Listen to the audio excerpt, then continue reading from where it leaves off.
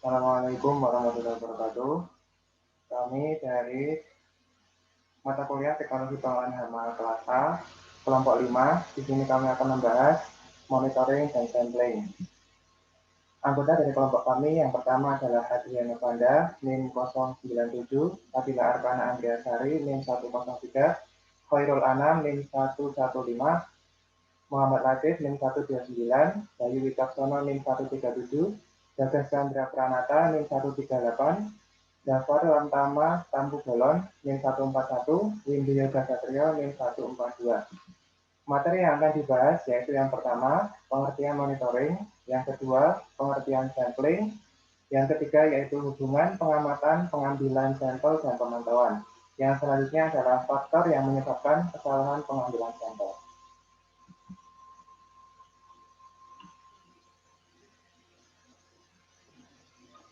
Yang pertama yaitu pengertian monitoring. Monitoring merupakan suatu komponen penting dalam suatu program IPM, yaitu Integrated Pest Management. Hasil monitoring akan memberikan informasi tentang populasi hama, lokasi, dan kondisi yang mendukung pertumbuhan hama.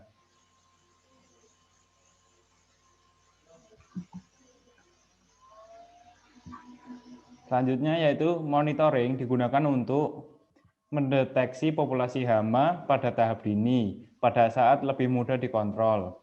Lalu yang kedua yaitu mendapatkan pusat populasi hama dan membatasi penyebarannya. Selanjutnya yaitu untuk menilai besarnya populasi hama dan kerusakan yang ditimbulkannya.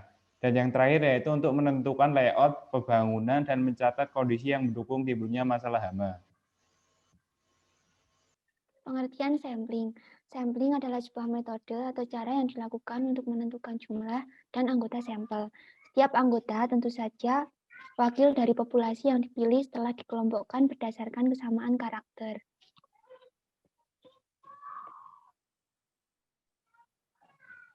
Tujuan sampling ini yaitu untuk mengetahui keadaan ekosistem. Selain itu, dapat pula diketahui perbandingan populasi hama dan musuh alami yang diperlukan untuk pengambilan keputusan. Hubungan pengamatan, pengambilan sampel, dan pemantauan. Pengamatan adalah kegiatan pengumpulan data dan informasi tentang suatu objek yang diamati atau dikaji atau diteliti. Pengamatan bisa dilakukan secara berkala maupun insidental.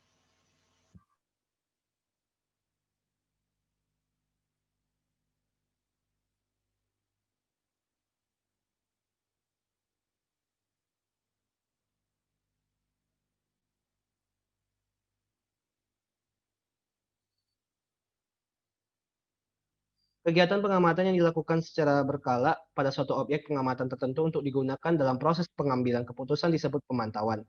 Kegiatan pemantauan dalam PHT merupakan kegiatan utama yang membedakan sistem PHT dengan sistem pengendalian hama secara konvensional. Peranan dan pengamatan dan pemantauan hama dalam ekosistem dalam penerapan sistem PHT adalah seperti bagian berikut.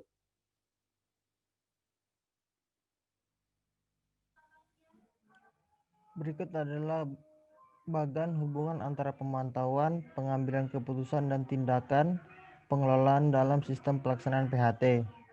Jadi dari bagan ini kita bisa lihat dari ekosistem dan akan kembali kepada ekosistem pertanian. Dan tahap-tahapnya dari pemantauan, analisis ekosistem, kemudian pengambilan keputusan, kemudian tindakan pengelolaan, dan kembali lagi ke ekosistem pertanian. Kegiatan pertama yang dilakukan adalah pemantauan ekosistem. Kegiatan pemantauan dilakukan untuk mengikuti perkembangan keadaan ekosistem pada suatu saat yang meliputi perkembangan komponen ekosistem, baik komponen biotik seperti keadaan tanaman, tingkat kerusakan tanaman oleh hama, populasi hama dan penyakit, populasi musuh alami, dan lain-lain. Juga komponen abiotik seperti suhu, curah hujan, kebasahan, dan lain-lain. Nah, selanjutnya yaitu dari hasil analisis ekosistem dapat diambil keputusan mengenai tindakan pengendalian atau pengelolaan yang perlu diterapkan pada ekosistem. Hasil pengambilan keputusan segera diterapkan ke lapangan mengenai tindakan pengelolaan atau pengendalian seperti perbaikan budidaya tanaman, introduksi musuh alami, mengubah habitatnya, ataupun pengendalian dengan pestisida.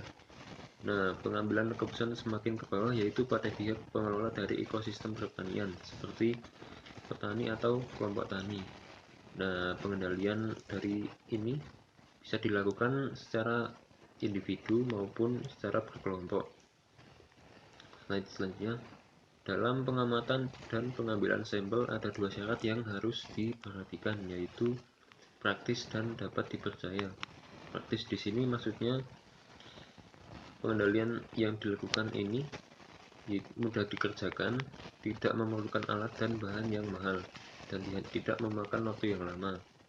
Yang selanjutnya yaitu dapat dipercaya, yaitu dapat mewakili gambaran populasi sebenarnya, yaitu jika mengambil sampel contohnya itu harus bisa mewakili gambaran populasi yang sebenarnya. Selanjutnya, faktor yang mempengaruhi kesalahan dalam pengambilan sampel. Yang pertama yaitu sifat dan keterampilan petugas. Kedua, keadaan lingkungan setempat. Serta yang ketiga, sifat sebaran spesial serangga. Sifat dan keterampilan petugas.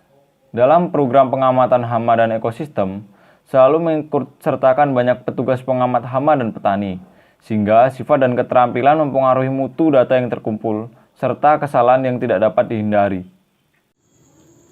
Yang selanjutnya yaitu keadaan lingkungan setempat. Banyak keadaan lingkungan yang berpengaruh seperti waktu, curah hujan, kebasahan, suhu, tanah, dan juga cara bercocok tanam yang mungkin berpengaruh terhadap aktivitas serangga.